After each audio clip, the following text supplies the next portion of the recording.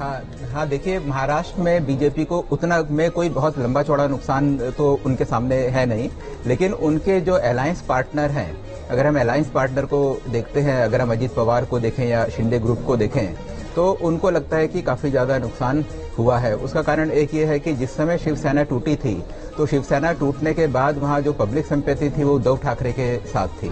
तो हमारा डेटा भी यही दिखाता है कि उद्धव ठाकरे की परफॉर्मेंस कंपैरेटिवली अच्छी है। और दूसरा, ये जो एनसीपी जो टूटी है और शिवसेना जो टूटी, दोनों में एक और कंफ्यूजन था कि जो ओरिजिनल पार्टी थी या जो शरद पवार की पार्टी थी, जब वो पार्टी टूटी तो टूटने के बाद पार्टी का सिंबल उन जो अजीत पवार है उनके पास चले गया। उसी तरीके से शिवसेना का जो सिंबल है, शिवसेना का सिंबल भी वो एकनाथ शिंदे के पास है जी।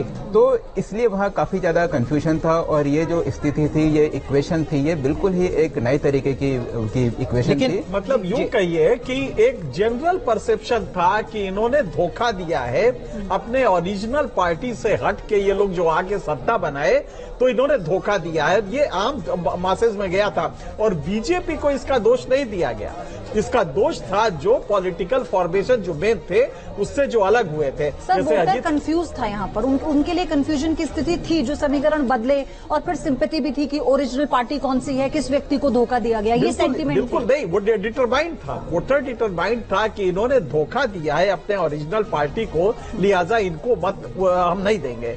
ये बहुत स्पष्ट दिखाई दे रहा है और इसका दोष उन्होंने बीजेपी को नहीं दिया। हालांकि उस पूरे में बीजेपी शामिल थी, लेकिन दोष बीजेपी पे नहीं आया। यही स्थिति आप देखेंगे बिहार में भी। बिल्कुल जेडीयू का तो नुकसान हुआ है, लेकिन बीजेपी का उस तरह से नुकसान नहीं हुआ है।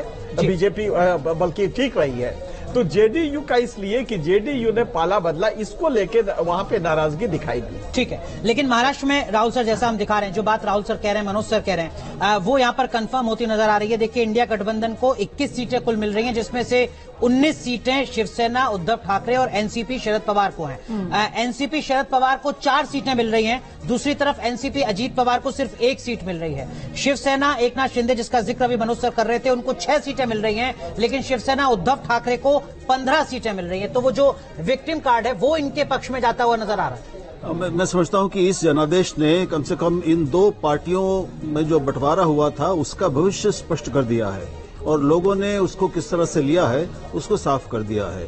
तो जैसा अभी सिंह साहब भी कह रहे थे कि सबसे ज्यादा भ्रम की स्थिति में अगर कोई कहीं का मतदाता था तो वो महाराष्ट्र का था, क्योंकि वहां पे 5 सीधे बड़ी पार्टियां बन गई थी। तो जाहिर है कि लोगों ने शरद पवार को ज्यादा बेहतर माना है अजीत पवार की तुलना में।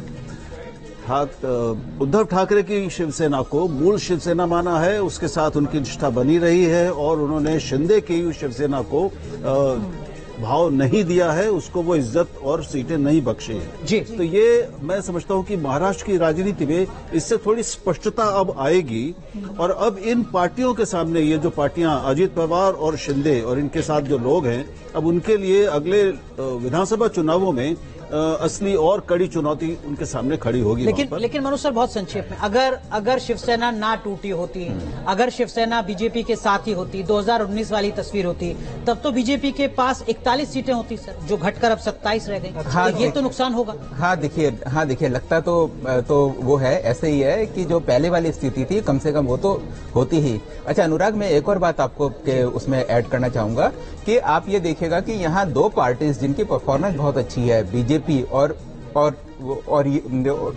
जो शिवसेना उद्धव ठाकरे, तो दोनों के बीच, दोनों में क्या चीज कॉमन है? दोनों में एक चीज कॉमन है कि दोनों का पार्टी का ऑर्गेनाइजेशन बहुत ज्यादा स्ट्रांग है। तो मेरे ख्याल से उनको जो उनकी स्ट्रांग पार्टी, उनका जो पार्टी का ऑर्गेनाइजेशन स्ट्रांग है, आरएसएस का जो वर्कर वहां है, महाराष्ट्र में बीजेपी को उसका लाभ मिला है। और उसी तरीके से उद्धव ठाकरे का जो शिवसेना का जो कार्यकर्ता था वो आज की डेट में उनके साथ है और उसका फायदा उनको मिला है। ठीक, आगे